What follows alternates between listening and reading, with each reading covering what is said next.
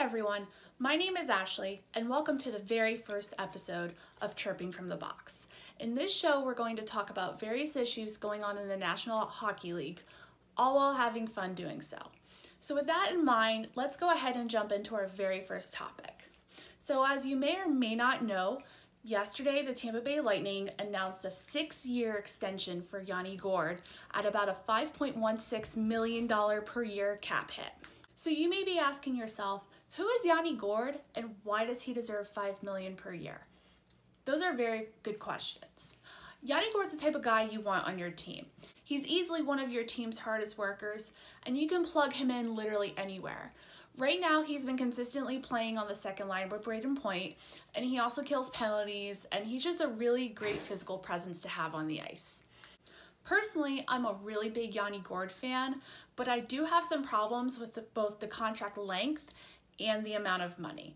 You see, the Lightning have a huge cap problem. They have a bunch of RFAs and UFAs coming up, including 3 defensemen in Dan Girardi, Anton Strawman, and Braden Coburn. Granted, they're all taking up a good chunk of pay right now, but do you really want to lose them? Is it worth losing them? And then on top of it, you're paying $5 million a year to Alex Killorn, who unfortunately, in my opinion, hasn't really done anything since his contract extension in 16-17. And then you've got Tyler Johnson, Andre Palat, Kucherov is locked up long-term along with Steven Stamkos. And then of course you've got the long-term contracts for Victor Hedman and Ryan McDonough. On top of it, you've got an RFA in Braden Point, who's honestly your best player right now, and he'd be looking to make probably between $7 and $8 million a year. And I say that because Steven Stamkos is making 8.5 right now. And the way Point's producing, I think 7 to 8 million is a good projection. And then you've got Vasilevsky on his bridge contract. You've got Sergachev on his RFA deal, and the list just keeps going on and on. So at some point, management's going to have to make some sacrifices and figure out who they want to keep and who they're willing to let go.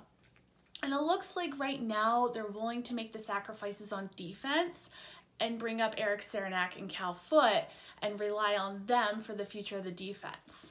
But here's my problem with that. So right now you do have a bunch of veterans on defense, and then Sergachev and then Slater Cuckoo. But at the same time, defense has also been one of their problems. It's been one of the reasons why in the 3 out of the 4 years where they went to at least the Eastern Conference Final, they haven't been able to succeed in Game 7 because their defense has just been slacking and they've been giving up a lot of shots on goal. They were giving up a lot of shots on goal at the end of last year and they were just worn out. And maybe you could blame that on them being older or being relied on too heavily throughout the season.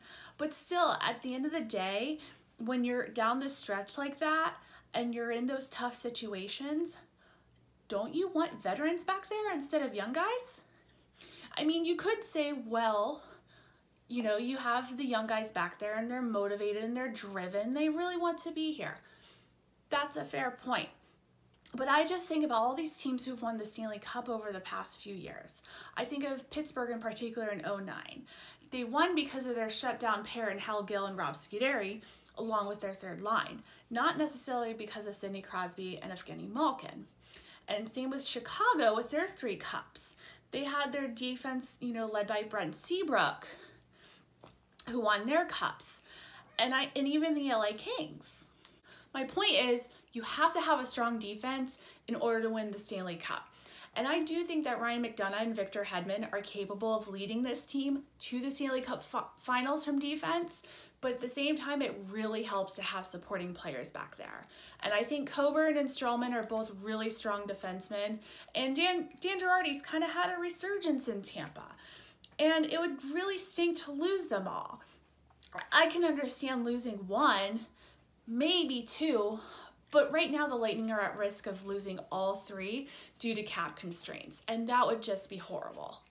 I'm sure Julian Brisbois and Steve Yzerman are taking a good hard look at the numbers to make sure that everything works for their cap constraints down the road. but at the same time, they're making the same contract decisions over and over and over again. And is it just worth sacrificing the future? Is it worth putting your future in the hands of two young defensemen? I don't know. I think it's really important to have veteran defensemen. I also think it's important to have that balance of young defensemen, but I just worry that they're going to be too young in what would be considered their window to win the Stanley Cup. I want to thank you all for watching. If you have any comments, please leave them in the comments section. Also, make sure you like and subscribe so you can receive updates on my next videos. Again, thank you so much for watching, and I'll see you next time.